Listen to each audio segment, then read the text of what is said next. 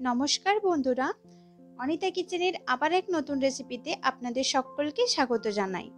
আজকে রুই মাছের দারুণ এক রেসিপি আপনাদের সাথে শেয়ার করছি।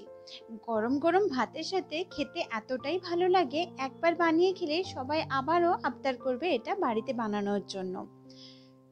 ভিডিওটিকে একটি লাইক দিয়ে চ্যানেলটিকে সাবস্ক্রাইব করে শেষ পর্যন্ত আমার সাথে থাকার অনুরোধ রইল। এবার এই মাছের রেসিপি বানানোর জন্য সবার প্রথমে রুই মাছের দুটো পিস নিয়েছি, ভালোভাবে জল দিয়ে ধুয়ে পরিষ্কার করে এতে লবণ আর হলুদ মাখিয়ে নিচ্ছি। এই মাছের রেসিপি খেতে এতটাই ভালো লাগে, একঘেয়েমি মাছের রেসিপি খেয়ে বোরিং হয়ে থাকলে এখানে আমি যেভাবে বানিয়ে নিচ্ছি একবার বানিয়ে দেখুন, সকলের খুব পছন্দ হবে। এবার গ্যাসে একটি কড়া বসিয়ে দিচ্ছি আর কড়াতে তেল গরম করে নিচ্ছি মাছ ভাজার জন্য। তারপর মাছগুলোকে এতে ভেজে নেব। আপনারও কি মাছ ভাজতে গিয়ে তেল ছিটকে আসে?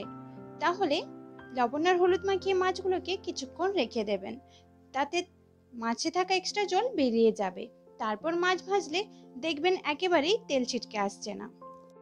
মাছগুলো ভাজা হয়ে গেছে, এবার এগুলোকে প্লেটে তুলে নিচ্ছি।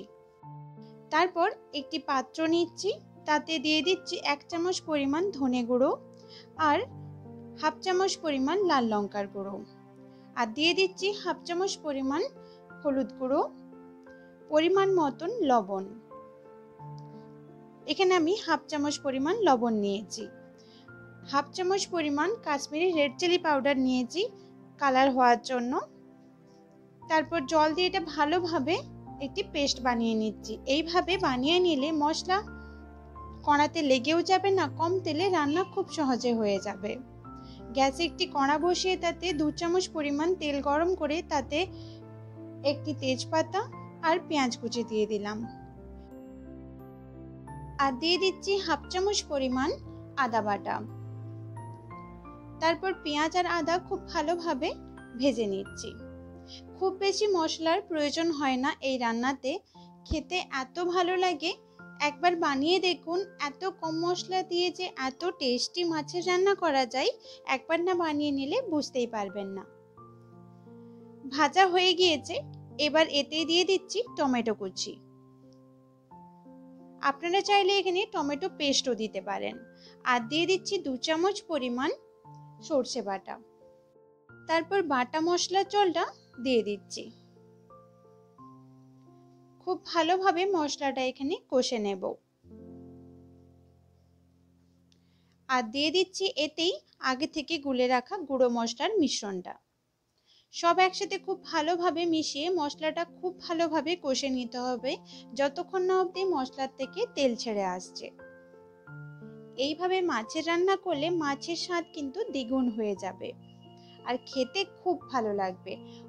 কম তেল দিয়ে এইভাবে এই মাছের রান্নাটা একবার বানিয়ে দেখুন, এতটাই টেস্টি হয়, সবাই কিন্তু আবারও আবদার করবে এইভাবে মাছ রান্না করার জন্য। মশলা থেকে তেল ছেড়ে এসেছে, দেখতেই পাচ্ছেন। এবার এতে অ্যাড করে দিচ্ছি পরিমাণ মতন জল, মানে আমি যতটা গ্রেভি রাখতে চাইছি সেই পরিমাণ অনুযায়ী এখানে জল দিয়ে দিচ্ছি। জলটা ফোটা অবধি অপেক্ষা করব। এখনো সাবস্ক্রাইব না করে থাকলে চ্যানেলটিকে সাবস্ক্রাইব করে নেওয়ার অনুরোধ রইল। পাশে থাকা বেল আইকনটি প্রেস করে নিতে ভুলবেন না, তাতে আমার নতুন রেসিপির আপডেট সকলের আগে পেয়ে যাবেন।